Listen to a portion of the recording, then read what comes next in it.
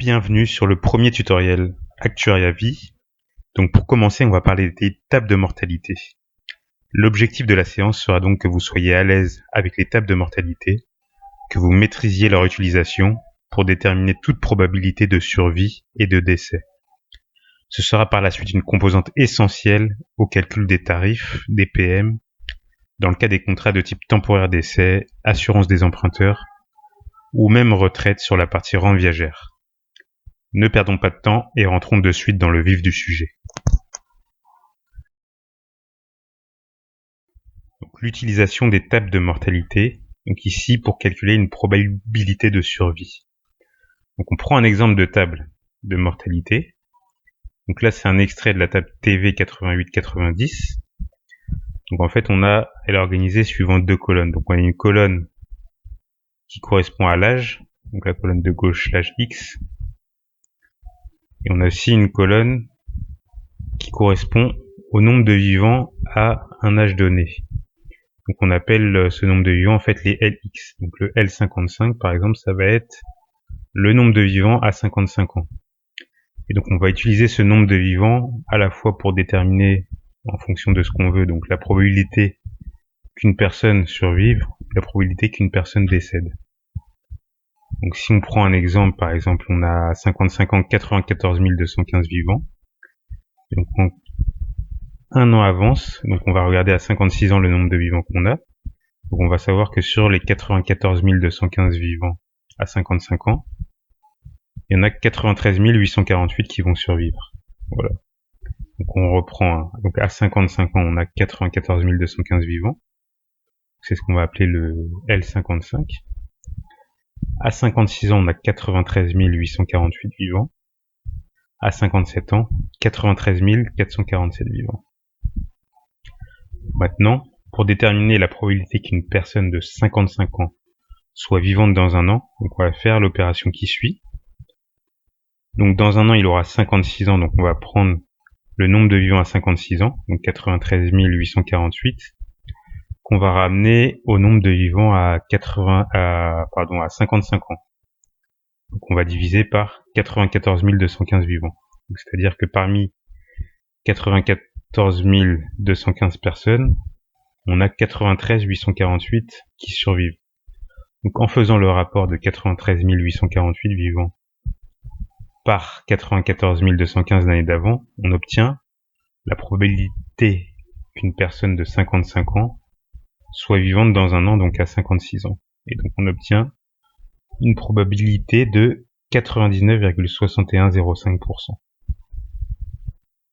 Maintenant, on va complexifier un peu la chose en calculant la probabilité qu'une personne de 55 ans soit vivante dans 2 ans, donc à 57 ans. Donc on va utiliser le même procédé. Donc on regarde le nombre de vivants à 55 ans, donc il est de 93 447, qu'on va diviser par le nombre de vivants à 55 ans, donc 94 215.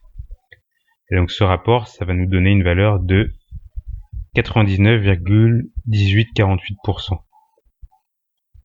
Donc maintenant, on va généraliser la formule. Donc la probabilité qu'une personne d'âge X à aujourd'hui soit vivante dans N années. Donc on généralise l'opération, Donc ça veut dire qu'au numérateur, on aura le LX plus N. Donc X, l'âge à la date à laquelle on fait le calcul de probabilité, et N dans combien d'années. Donc par exemple, si on reprend le cas précédent, donc X ça va être 55 et N ça va être 2 ans. On va diviser par le LX, donc X c'est 55, donc ça va nous donner L57 par L55 si on reprend par rapport au cas d'avant. Donc maintenant, ce que je vous propose, c'est un petit exercice rapide. Donc on prend une personne qui a aujourd'hui 58 ans, et donc votre objectif, ça va être de calculer la probabilité qu'elle soit vivante à 63 ans. Donc je vous laisse appliquer la formule, et je vous laisse mettre la vidéo en pause le temps que vous fassiez votre calcul pour déterminer cette probabilité-là. Donc allez-y, mettez la vidéo sur pause. Et donc le résultat de cette opération, vous devez trouver 97,1284%.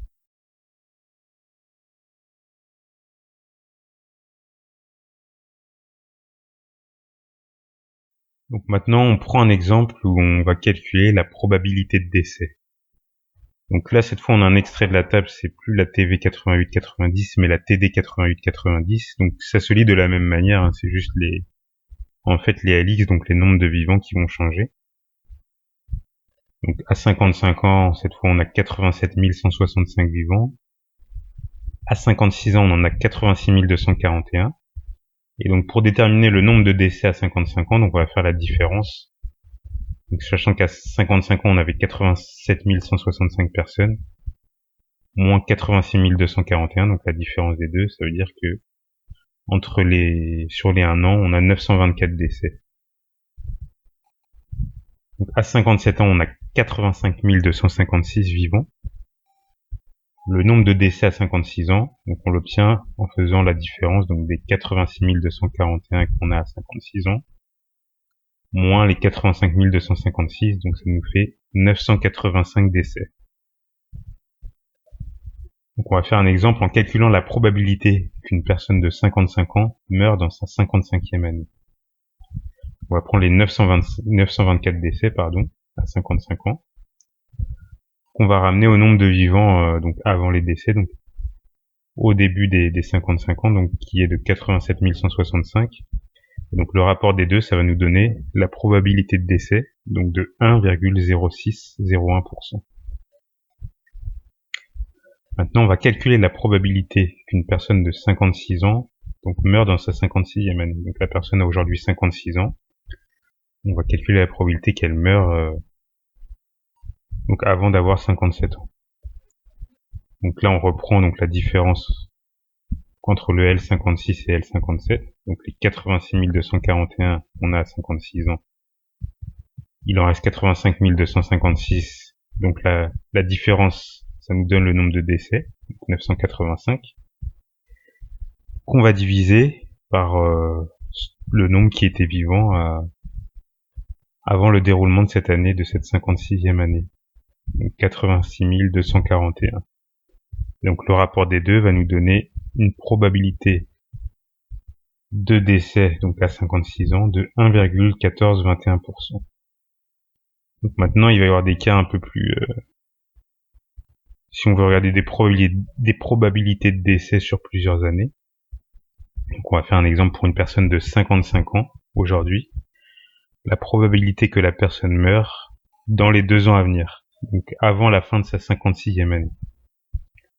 Donc on va prendre le nombre de vivants à 55 ans, qui sont 87 165, moins le nombre de vivants estimés, donc à 57 ans, donc dans 2 ans, donc qui sont 85 256, qu'on va diviser par le nombre de vivants au départ, qui est de 87 165.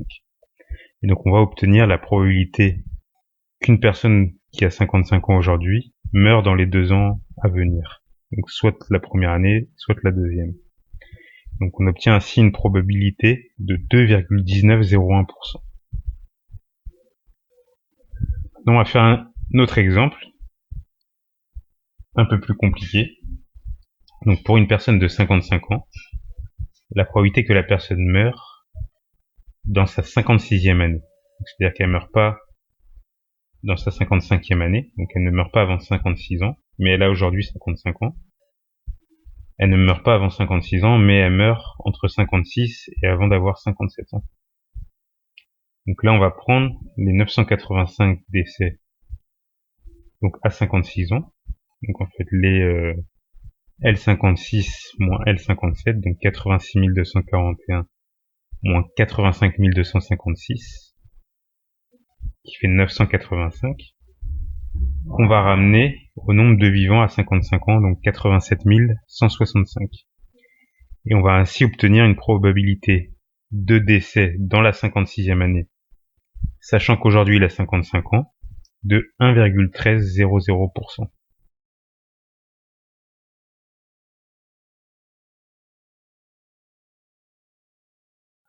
Donc toujours avec les probabilités de décès. Cette fois, on va généraliser la formule. Donc, calcul de la probabilité de décès d'une personne d'âge X, donc après des années, c'est-à-dire qu'il ne meurt pas la première année ni la deuxième, mais il meurt qu'à partir de l'année, D années après la date du jour et avant N années pour généraliser. Donc le calcul, ça va être le LX plus D moins le LX plus N. On va diviser par le LX. Voilà, donc sachant que bon, quand on calcule cette probabilité, la personne a un âge X et elle meurt entre D et N années, quoi. Pas la première ni la deuxième, enfin, tout dépend de la valeur de D. Donc voilà, maintenant vous allez faire quelques calculs. Donc on va prendre une personne de 58 ans. On va calculer la probabilité que cette personne décède dans l'année à venir. Donc je vous laisse mettre pause. Et puis quand vous êtes prêt, vous remettez lecture pour vérifier que vous avez bien le bon résultat. Voilà, mettez pause. Donc le résultat, il va être de 1,3395%. Maintenant, deuxième exercice. Donc pour une personne de 58 ans aujourd'hui, calculer la probabilité que cette personne décède dans sa 62e année. Donc de la même manière, je vous laisse mettre pause le temps que vous fassiez le calcul et vous remettrez lecture pour avoir la réponse.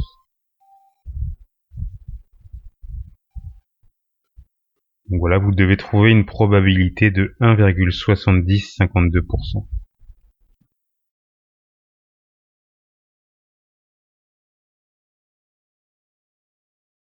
Donc maintenant, on va reprendre les différentes tables en vigueur donc en France. Donc pour le risque en cas de décès, on a les tables TH0002 et TF02. Donc la première pour les hommes, la seconde pour les femmes. Donc là, c'est pour le risque en cas de décès. Et donc bon, il y a eu la gender directive entre temps, donc en général on prend une table qui est un mixte entre les deux tables.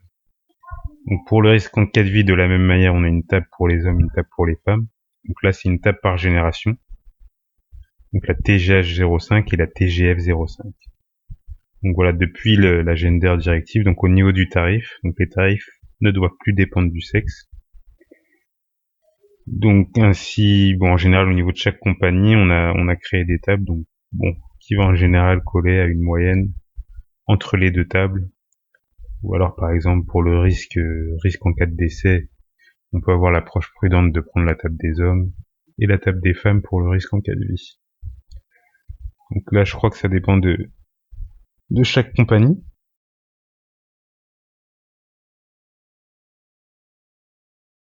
On va voir la particularité des tables par génération. Donc les TGH et TF05. TGF, pardon, 05. Donc en fait, pour chaque génération, on a les LX. Donc ce qu'on voit, donc on a l'âge, donc la première colonne. Et ensuite, on voit en haut 1958-1959. En fait, c'est des LX qui vont varier suivant la génération, donc suivant l'année de naissance de la personne pour qui on va calculer les probabilités de survie, pardon. Voilà, donc maintenant, je vais vous demander de faire un exemple de calcul. Donc ça marche de la même manière que les tables unigénérationnelles, sauf que cette fois, quand vous allez prendre une personne pour qui vous voulez calculer la probabilité, vous allez regarder sa date, son année de naissance. Donc en fonction de son année de naissance, vous allez prendre la colonne associée pour avoir les LX. On va faire un petit exemple. Donc on est en 2019, une personne qui a 60 ans aujourd'hui. Vous allez devoir calculer la probabilité qu'elle soit vivante en 2029, donc à 70 ans. Donc je vous laisse mettre pause sur la vidéo et faire ce calcul. Et donc vous remettrez lecture quand vous aurez votre réponse et vérifierez que c'est correct. Donc vous devez obtenir une probabilité de 95,551289%.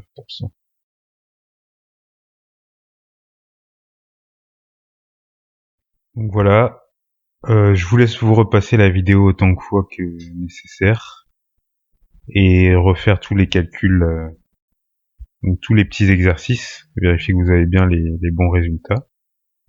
Et puis une fois ça fait, donc vous maîtrisez, vous avez compris comment utiliser les tables de mortalité.